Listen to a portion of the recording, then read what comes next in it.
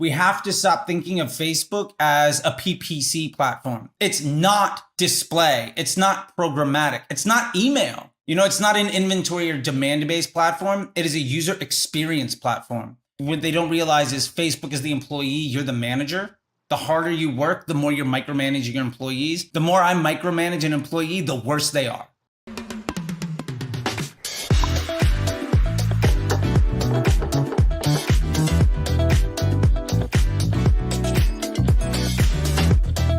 Hello, everyone. Welcome back to another episode of the Building Blocks podcast. Today, I'm joined by an exciting guest, Charles Tichenor, who is the founder of Disruptor School. And you can think of them like co-academy for digital marketing. And I can tell you from being here for so many years, something like that is absolutely needed. Charles, welcome to the show. Thank you so much, man. I really appreciate it. Crack a cold one? This is a liquid death. That's what I'm rocking at today. You got to murder your thirst. And I feel like, we're going to be talking a lot today. I might as well wet my whistle. Yes. Thirst is definitely getting murdered. Dude, that's a good ad. You should send it to him for UGC ads. I should. Charles, I didn't get to meet you until recently in person. And you're so enjoyable to talk in person that I want to invite you to the show. A lot of people around the space know you as the Facebook guy. You're the guy who has spent an absurd amount of money on Facebook. What's that number again? $400 million on Facebook spent across your accounts and your students? Yeah, something around 300 to 400 million right now. I mean, you have to remember that I have some stuff where it's a 7-figure daily budget. I might have a 7-figure monthly budget. Right. Sometimes it's 8. I've 9 years ago, I was overseeing Activision, Nissan, CBS, and Levi's. Like, they had 8-figure monthly combined budgets. Like, I would spend $1 million a day for CBS on an average basis. So, like, it sometimes D2C, sometimes brand building. But yeah, that number is just absurd. And I was just the right guy in the right room at the right time to be able to have that opportunity.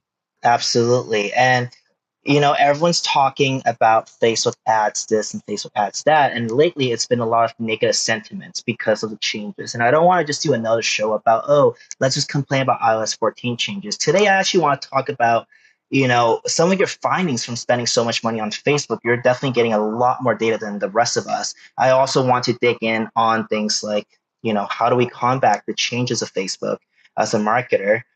Things are actually still working. And I want to go into some controversial stuff, some of your most controversial takes. We'll dive deep into that. But first off, I really want to ask you, how has Facebook changed today compared to 3 years ago? Like, does it still work, or does it just work a little bit less? Yeah, I think Facebook, I'll say it's a double-edged sword. Number one, Facebook is smarter than it has ever been, which means that if you're using it in a way that leverages it, it's easier than it's ever been.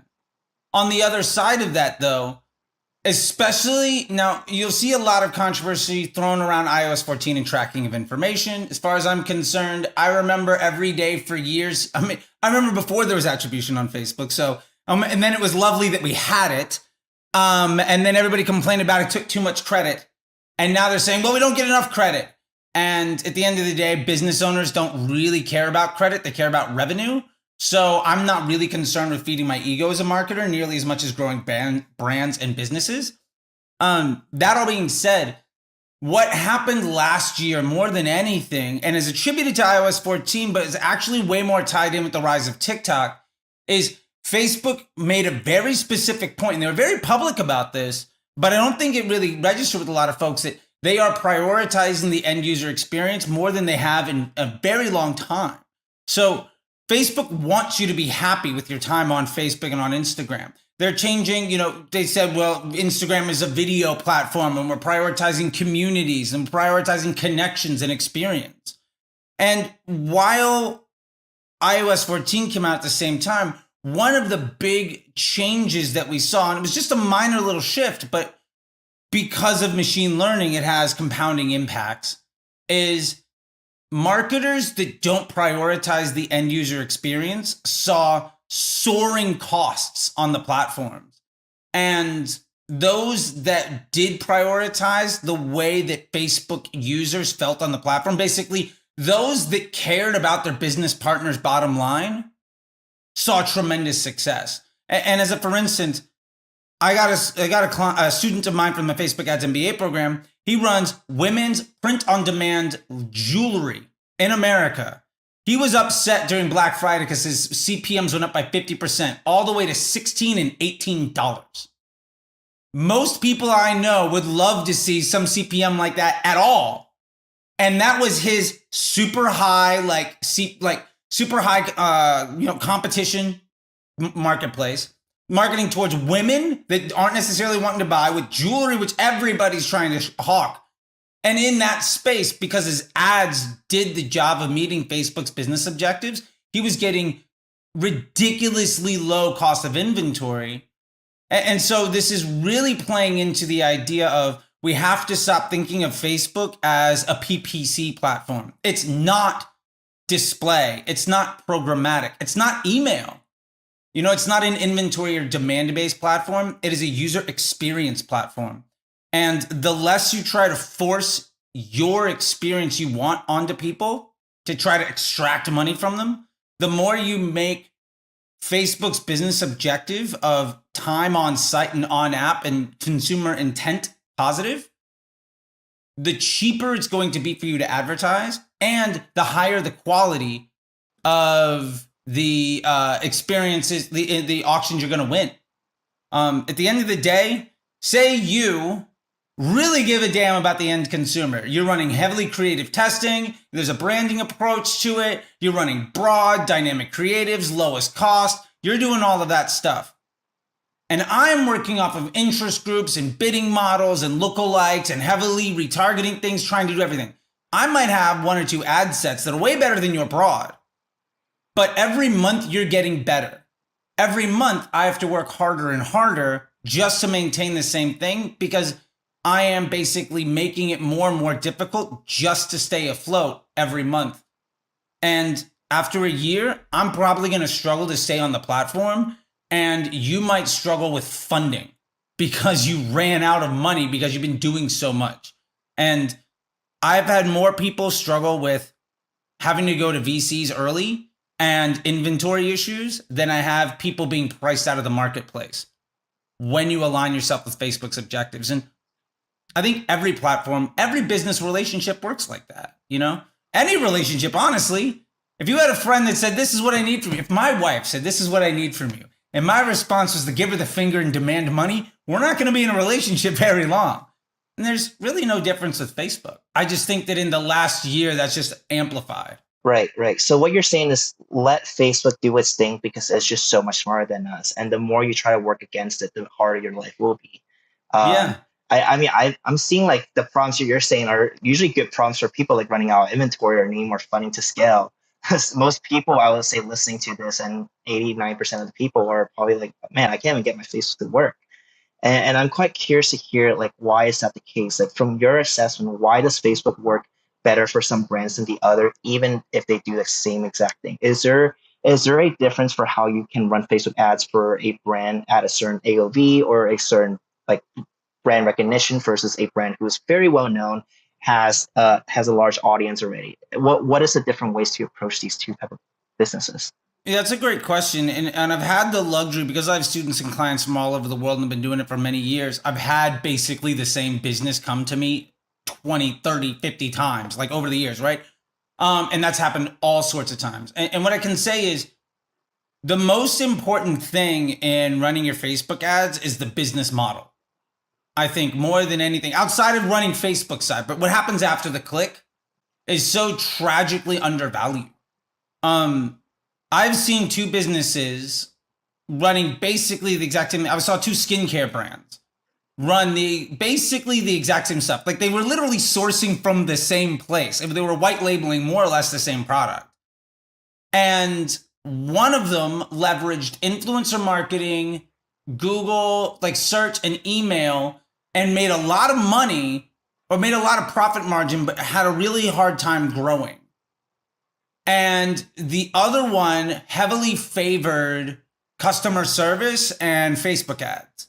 And as a result, they ran at a much lower profit margin per transaction, but they run at a much higher profit margin per customer. And one of them went out of business in 18 months. The other one exited for an 8-figure exit in 26 months from founding. So one of them was a $24 million deal. The other one fired everybody and closed up shop. And Oh man. the big difference there is one of them focused on return on ad spend, right? And marketing efficiency. They were like, every penny we get is supposed to bring in more stuff. The problem is, if you're not feeding the pool and you're not generating return income, then you ultimately don't have a business model built to scale. And I want to give credit to Cody Plofker of Jones Road Beauty, who said something on a podcast.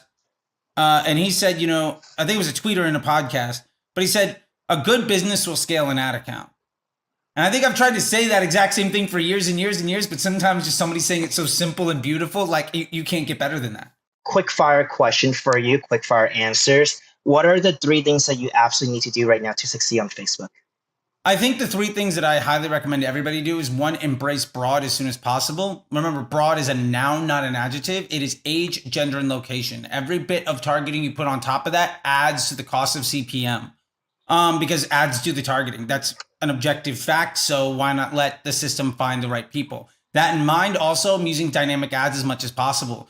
Dynamic creatives are tremendously powerful. Keep them simple, make them actionable. Every spend should inform you, even if it's a win or a loss, what you need to do. Let Facebook construct the end user experience in a way that is best for your business relationship with Facebook.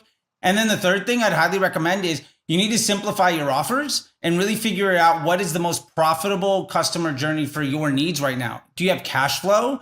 Are you willing to invest in long-term lifetime value?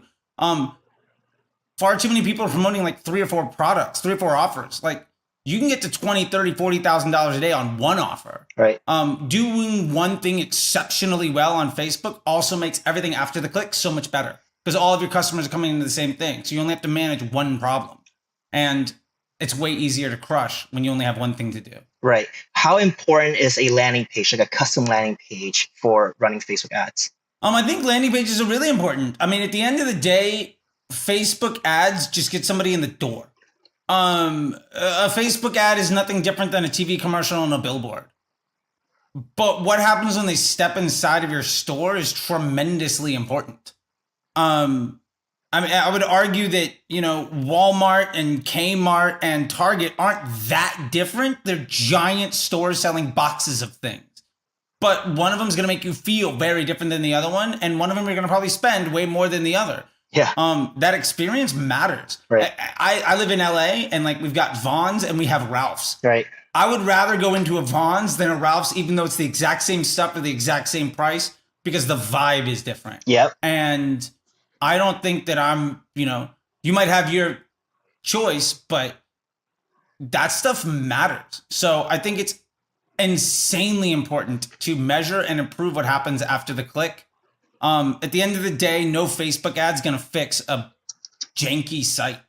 Absolutely. In terms of creatives, there is a time when one particular type of creative worked really well, the direct response ads or like the as seen on TV type of ads work really well. For current times, based on all your accounts, what is the format that works really well for all the accounts? I love that question because I think ultimately the answer is that there isn't an answer to that question. I would say every brand, like we're talking about the vibe, right, of the landing page and the look and the feel. Every brand needs to create, the purpose of your ad should be to develop a relationship and a bond between the customer and you. And for some brands, that's going to look like static images. For some brands, that's going to look like user-generated content. For some brands, that's going to be video. What's most important is that you try to figure out what problem you're trying to solve and then design creatives to solve that problem. If I've got 3 UGCs and I'm doing really well, probably I don't need a 4th one. I need a piece of content that somebody that's not going to watch a video is actually going to care about. So am I trying to be more efficient with my advertising? And if so, I probably want to solve the same problem, but better. If I want to scale my advertising, I want to try to make my ads appeal to different people because the ads do the targeting. So if I want to spend more, I need to appeal to different types of individuals.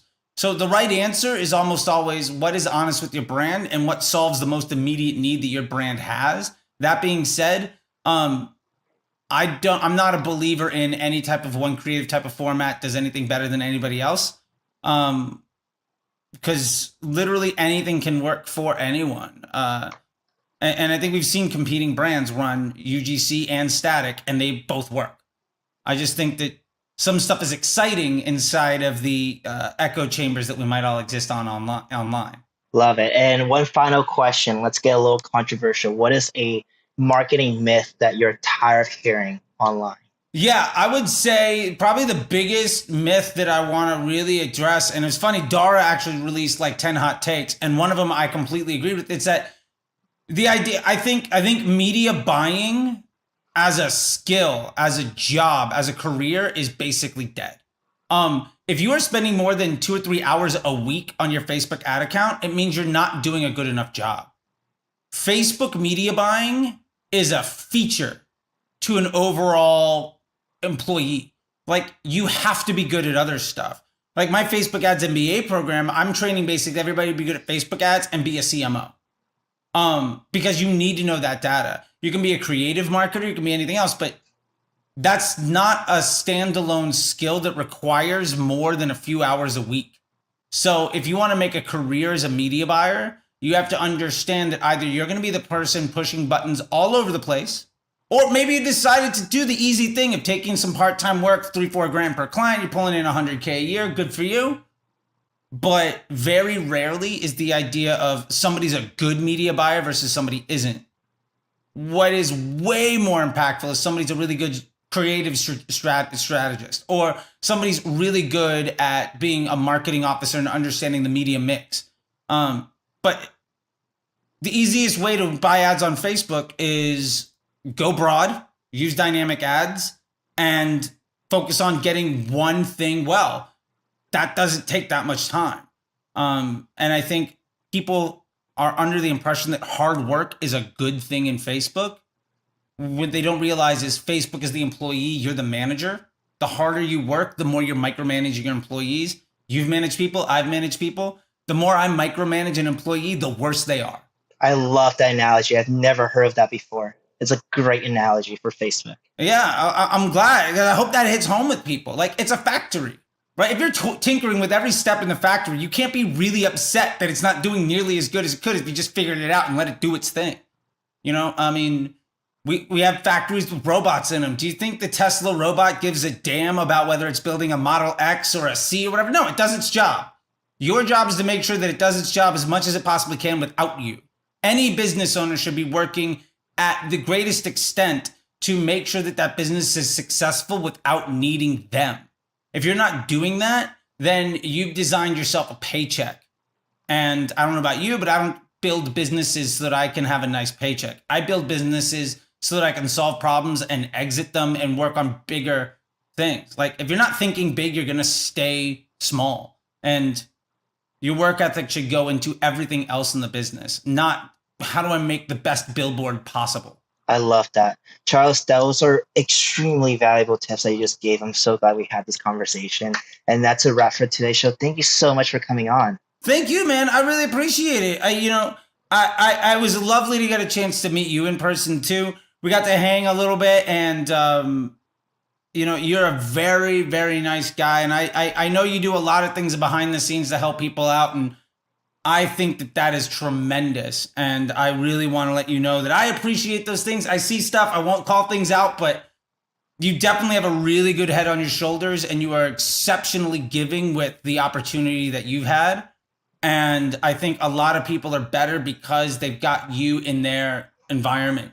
And I think from where I'm sitting, that is the greatest gift that I feel, the greatest thing anybody could ever hopefully say about me was that because I'm in their environment, they're better off. And I think you're hitting that home. And I don't know anybody that knows you that would disagree with that. Thank you, Charlie. You're just, that was the biggest compliment you could have given me. Thank you so much. You just heard an episode of the Building Blocks podcast. If you like what you heard, subscribe below to keep hearing conversations that I have with brilliant marketers, founders, and innovators on how they built their best ideas. Now, if you want to learn how you can turn your best ideas and build something massive out of it, visit my website, bbclass.co.